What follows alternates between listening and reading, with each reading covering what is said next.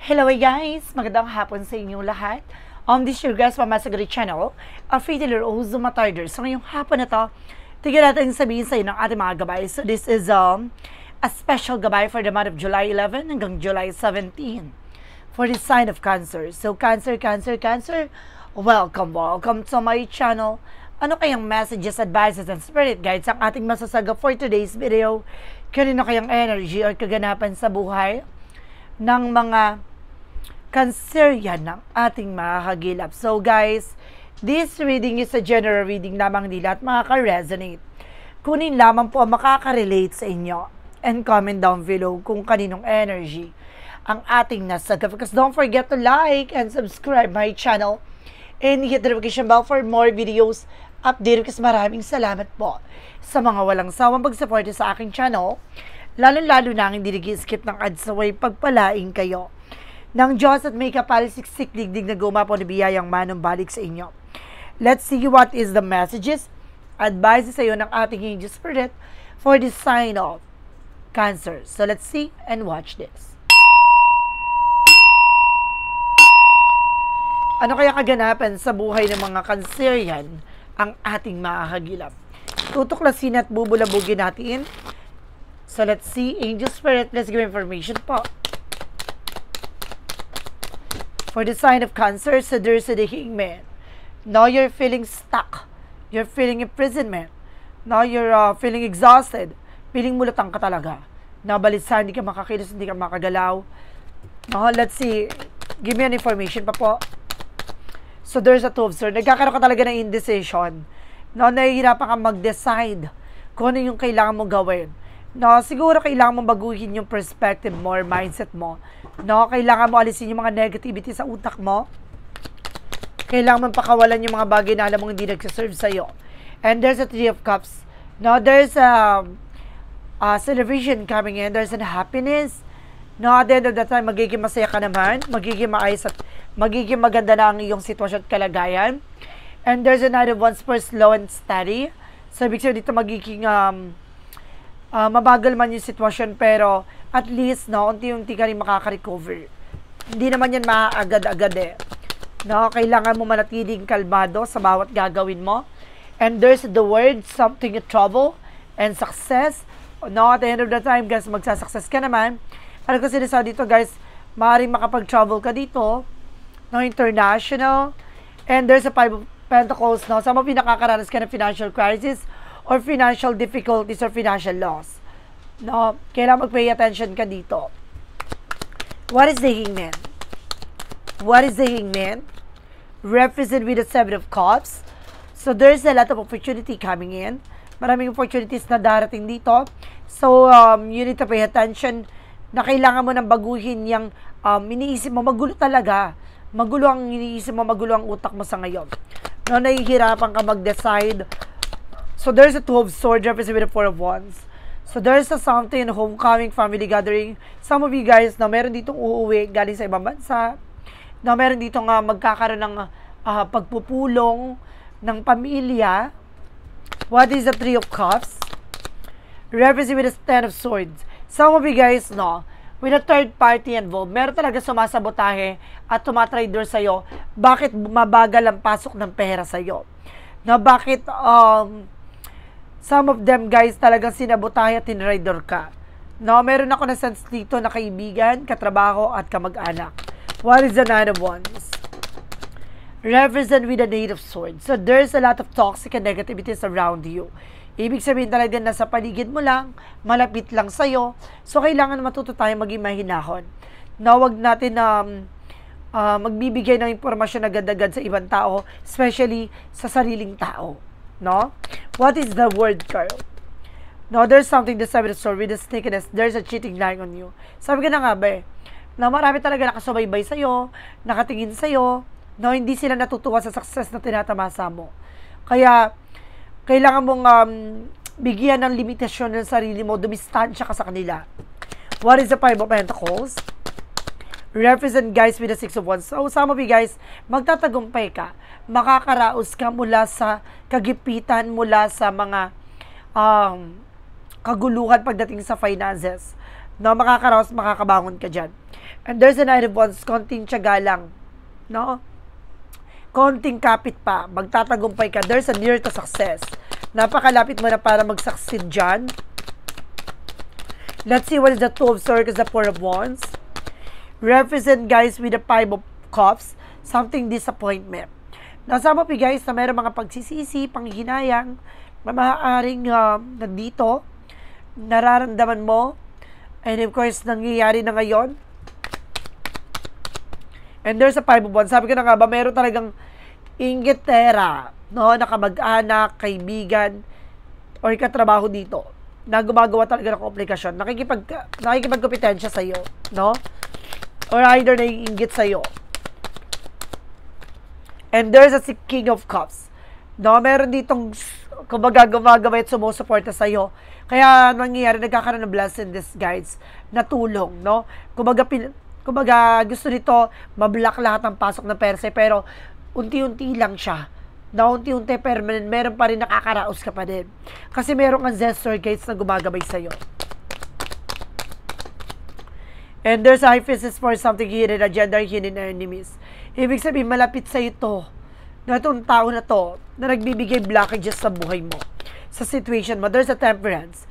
Now, this is a perfect timing para makabangon ka na. Ito na yung panahon at pagkakataon para magtagumpay ka na. For the outcome, sa outcome naman guys, there's a high friend for a lesson learned. Matuto ka na sa mga pinagdaanan mo, sa naranasan mo. Alam mo na kung sino diyang tinutukoy ko. No, kailangan mo mag-pay attention. There's a Two of Wands. You have the power to choose. Piliin mo yung mga taong pagkakatiwalaan mo. No? Piliin mo yung taong paniniwalaan mo. There's a Seven of Cups. A Seven of Pentacles with a Harvest moment. Lahat ng mga bagay na yan, kahit tingnan mo, diba, mayroon kang hinihintay pero ang tagal na bago mo makuha, pero nandiyan na siya. Diba? Kaya sinasabi sa'yo dito, huwag ka nag-share ng information with other people dahil, or either sa sarili mong pamilya o sarili mong tao. Hanggat hindi mo hawak, hindi mo nakakukuha, hindi mo pahawak, huwag ka nag-share ng information. Kahit nahawakan mo na siguro, huwag ka magbibigay ng information hanggat hindi ka nagkakaroon ng balance na situations. And of course, napagtagumpayan lahat ng bagay, huwag ka magbibigay talaga ng informasyon. Mas maganda yung tahimik at silence talagang atake mo. There's a Death card. No, sabi ko na nga ba, may yumao eh. Meron ka ditong namatay na tatay, kapatid, kuya, na maaari o lolo na gumagabay sa'yo. And there's a Star card, healing and recovery. Makaka-recover ka na. No, unti-unti ka makakaraos dyan. And there's a Magician for something, a manifestation. Mamamanifest mo yan. No? Makukuha mo yung mga bagay na ninanais mo, yung mga bagay yung pinapangarap mo. No? So, let's see what is additional messages for finances and career, love life, at kalusugan. Let's watch this. Okay, let's see. For finances and career, represent what? For finances and career. So, there's an Empress card for revert, no? Ibabalik niya yung katawan lupa mo or maaaring magkakaroon ka ng bagong simula at pag-asa. There's a new beginning and blessing coming in. Some of you guys na madadagdagan ng business mo or maaaring magkaroon ka ng high salary, no, lumaki yung sahod mo, magkaroon ka ng promotions, and there's an Knight of Cups, there's a wish fulfillment. So, may mga bagay pangarap ka pagdating sa finances or resource of income na lumago na, no, na lumakas na. And this is something the Hermit card, the answer you need is here. No, maaaring masagot na lahat ng katanungan mo na may kinalaman about sa pagkakaperahan, about sa kaperahan, no, kung bakit nangyayari lahat ng bagay na pinagdadaanan mo ngayon. And there's a judgment. See, you need to pay attention. Binibigyan ka ng synchronicities na you need to pay attention. No? Na kailangan mo mag-ingat at maging balanse. No? Kailangan mo mag-save ng pera na makakatulong for your brighter future. And of course, there's something guys with the Knight of Swords. Nagkakaroon ka ng anxiety, sleepless nights. No, that because of worries, kailangan mong pakawalan to. No, kailangan mong tutukan ano man yung bagay na meron ka. No, kailangan pangalagaan mo, hanapin mo yung sarili mo kung paano mo mapapalagutong hanap buhay, trabaho mo. Pagdating sa love life, there's a Ten of Pentacles. Magkakaroon ka ng long-term success and of course, long-term relationship. And of course, there's a Page of Wands, may magandang balita. Some of you guys na makakatanggap ka ng phone call, messages, an email to your loved ones. And there's a page of story. If you are single, guys, no, meron dito nag-i-spy, nag-i-stalk, no? Kumbaga nagsusubaybay sa'yo. What is additional messages? So there's a Knight of Swords na bibilis ang takbo ng sitwasyon. Kung may hinihintay ka, there's a possible na dumating na. No? And of course, there's a Six of Swords. See, parating na talaga siya. No? Makakalis ka na sa situations na yan. No? Gusto ka na niyang puntahan. Or uuwi na to. There's a Ten of Wands with a burden. No, nga lang, kumbaga, yung iyong relasyon ay punong-puno ng obligasyon. Some of you, family-oriented, no, provider. Pagdating sa kalusugan, there's a Eight of Wands, so there's a something, communications, a past movement, a travel. Kailangan nyo na unwind, guys, no? And there's the Moon card, na sa mga nananaginip ka kasi marami kang bagay na gustong gawin. No, marami kang idea na gustong simulan with the Ace of Wands. Diba? Marami kang bagay na gusto nang mangyari. No? Kailangan mo munang linisin yun na sa paligid mo. Kasi hindi ka magsasaksis, hindi mo magagawa yan kung maraming toxic sa paligid mo. Diba? Maraming hinggitera. There's a full card, magtiwala ka with a God, with an angel spirit guides, na aalisin muna yung mga tao sa paligid mo na makakasira ng plano mo at pangarap mo at plano ng ating Panginoon. No? Bago niya ibigay sa iyo yung bagong simula. No, and of course, there's a Eight of Cups. See, there's something moving forward. Makaka-move on ka rin. No, makakawala at makakalaya ka din. And there's a power of that. And of course, dito guys, no, mawawala na yung worries mo. No, magiging maganda ng kalusugan at kalagayan mo. No, unti-unti ka na makakawala sa stress, sa bigat ng pasanin mo. Kasi isa sa nagbibigay pabigat dito, yung negative environment. No? And of course, there's something, guys, with the power of the deck, with a Wheel of Fortune, with a turning back. No, ito na, siswertihin ka na this time. Ito na hinihintay mo. Iikot ang kapalaran at papabor na sa'yo. So, let's see what is additional messages. Now, with the magical prayer messages, advices, and of course, pick a card, yes or no. No, dito natin malalaman, guys, kung anong magiging message at mensahe pa ng ating mga gabay. At the same time, kung bago ka sa channel ko, pick a card, yes or no, pwede ka magtanong. Isa lang magiging sagot dyan within 1, 2, or 3. No, kung nakapili ka na, comment down below kung ano number na pili mo. Mamaya malalaman mo ang sagot sa dulo na reading na to. So let's see and watch this. Okay, let's see what is the magical prayer messages represent what. With the magical prayer messages. Okay, guys. So there's a love life na malaking factor sa reading mo ang pag-ibig, relasyon, no, pagmamahal. And there's a walking away na may mga bagay na kailangan mo talikuran, takawalan at bitawan. And express your individuality. No, ipakita mo sa sarili mo kung sino ka talaga. At ipakita mo sa mga tao na sa paligid mo kung anong kakayanan ng meron ka. Diba? So, let's see what is the Yin and Yang Oracle card. For Yin and Yang Oracle card, represented with the parties, meron talagang third party dito. Especially with your friends or family related. No, there's a third party. And there's a fulfillment and wishes. Talaga may mga bagay na matutupad ka. No, mga pangarap mo maaaring unti-unti mo na may isa sa katuparan. And there's a commitment, career, and of course, a contract. So, meron talagang kinalaman sa love life, sa career mo at kalusugan mo. So, let's see what is synchronicities represent what. For synchronicities, guys, so represent with a princess. No, meron dito nga princess, mas bata pa sa yung person mo, or either mas bata ka sa person mo. And there's a winter. No, ngayong winter season, the answer to your prayers is here. So, masasagot na lahat ng hiling mo, lahat ng pinagdasal mo, and there's a dreamer. No, ano man yung mga bagay o pangarap mo, ay maaaring unti-unti nang matupad. No, what is the Romance Angels for Mystic Love Oracle deck? Represent, guys, with a crossroad. See, magkaiba man kayo ng mga pinagdaanan, pero isa lang kayo ng tatahaking landasin. No? Isa lang ang patutunguhan. And this is something, guys, with a divine intervention or divine timing.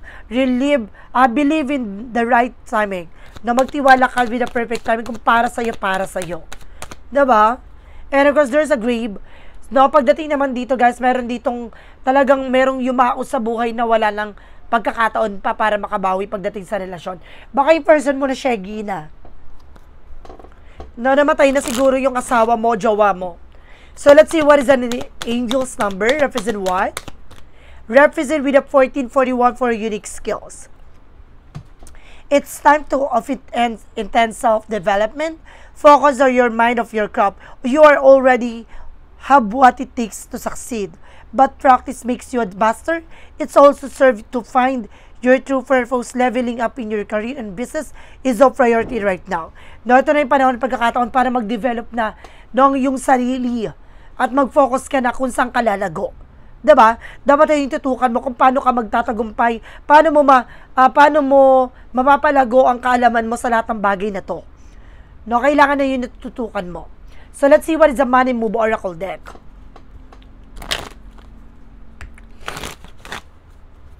With the Money Move Oracle deck, represent with a home base. Some of you guys, no, talagang family-oriented ka. But this is something, guys, with a change your environment. Kailangan mo na baguhin ang environment. There is a lot of toxic talaga. No? Hindi ka lalago dahil may mga negatibo or lason sa paligid mo. No? There is something, guys, with a what lies beneath your future.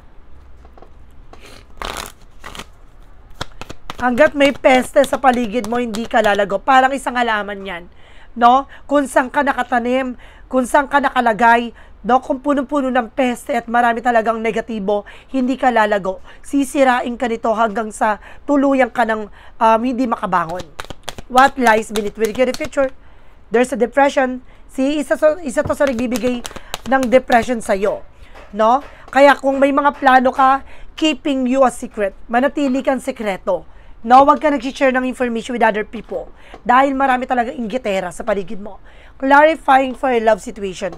Kasi they're ruining your life. They're ruining your plan. Diba? Kaya nila sirain ang plano mo. Kaya nila sirain ang buhay mo. Diba? And of course, there's something emptiness echoes. In absence, feel the lonely space. Yearning for a comforting present. Diba? Kumbaga, parang ang nangyayari dito, parang mag-isa ka na lang eh. No, parang feeling mo, pinagsaklubang ka ng langit at lupa. Oh my goodness. No, parang feeling mo, pinagkaitan ka ng eksena dito. It's time na para pakawalan mo na yung sarili mo mula dyan sa sitwasyon na yan. Diba?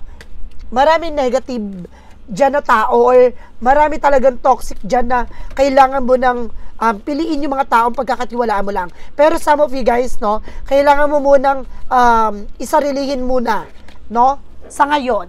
Dahil marami talaga dyan sa buhay mo, sa paligid mo, na sumisira ng eksena mo. What is the shadow work represent what? What is the shadow work represent what? There is something shedding illusions, reality and honesty, self-love. See? The first step is awareness. The second is acceptance. No? Una sa lahat, kailangan mong mag-ingat. At pangalawa, ay kailangan mong tanggapin ng lahat ng mga tao sa paligid mo na ganun talaga sila. Don't please anyone. To love you, to accept who you are, kailangan mong limitahan at dumistansya sa mga tao na yan. No, hindi mo kailangan patunayan yung sarili mo sa kanila. No, bagkos dumistansya ka. So let's see what is the clarifying for a life situation. For clarifying for a life situation represent what? Represent, guys, with a middle of moments. Base in the middle of moment where present blossom in the simplicity of now. So, kailangan maging simple ka lang. No, hindi mo kailangan ipangalanda ka sa kanila, mag-garbo, ganito, ganyan. No, mas maganda yung tahimik na wala silang kaalam-alam kung ano yung nangyayari sa inyo. Diba? Silent is power, guys. Diba? So, let's see what is the part of the light. The more na tahimik ka, the more silang aligaga kung ano yung nangyayari sa'yo. At doon ka magiging matagumpay. So, let's see what is the part of the light. Represent what? So, represent, guys, with a bravery. Kailangan mo maging matapang. I am stronger than fear and doubt. I carry the light of courage within me, trusting in God guidance. No matter the trials life presents, I face them head on. Growing, evolving through every challenges. No, naman yung pagsubok na pinagdadaanan mo, nagiging matapang ka na, nagiging palaban ka na, lalo kang nagiging mabagsik, no, lagi kang, mas lalo kang nagiging matapang sa situation mo at hindi ka na naduduwag at natatakot. No, mas nakilala mo na yung sarili mo dito dahil sa kanila. Diba? So, let's see what is the pick of card, yes or no. Alamin na natin magiging sagot sa tanong mo. Let's watch this. With a yes or no pick of card, guys. Let's see. Ito na yon. So, let's start with the number 1. Ano kayang pinakasagutan sa'yo with the number 1, guys? There is a no. Unfinished business, loose ends, feel restless. No? Ibig sabihin dito, may mga bagay na hindi natapos. No, may mga bagay na hanggang parang wala ng pag-asa, wala ng katuturan, parang hindi mo na alam kung paano ka magsisimulang muli. Na parang napagod na, nahirapan ka na. So, sinasabi dito na kailangan mo muna ipahinga yan. No, hindi mo kailangan sumuko. No, para lang maging parang sinasabi na hindi mo kailangan sumuko para masabi nila na duwag ka. No, kailangan mo for a meantime na kailangan mo munang kumalma, magpahinga. Then of course, kung kaya mo ulit, lumabang ka. Ganun lang yon. No, sa ngayon, wag muna. Number 2, there is a yes, follow the guidance is the lead to the truth. No, kumbaga sinasabi dito na makinig ka. No, at sundin mo ang gabay na tumutulong sa iyo, dadaling ka sa mas makatotohanan at makabuluhang pangyayari sa buhay mo. Magtiwala ka. Number 3, there is a yes again, insight and wisdom guide your choice. So may gabay talaga. No, binibigyan ka na pangitain, paalala, babala, nabibigyan liwanag na ang matagal mo nang hinahangad na makita kung ano yung mangyayari sa hinaharap. No, may gabay na tumutulong sa iyo. Ito na yung no, ang pagkilanlan ng sariling kalakasan tungo sa tagumpay. Maghintay ka lamang. So guys, this is a special gabay for the month of July 11 hanggang July 17 for the sign of Cancer. Cancer, Cancer, Cancer, maraming salamat po for this wonderful reading. So once again, this reading is a general reading lamang nila at makaka-resonate. Kunin lamang po makaka-relate sa inyo. And comment down below kung kaninong energy ang ating nasagap. And of course, don't forget to like and subscribe my channel and hit the notification bell for more videos of Dirks. Maraming salamat po sa mga walang sawang pagsuporta sa aking channel, lalo-lalo na ang skip ng ads away, pagpalaing kayo ng Diyos at may kapal-siksik digdig na gumapo na biyayang manumbalik sa inyo. Maraming salamat guys and see you in the next video. Bye-bye and babush!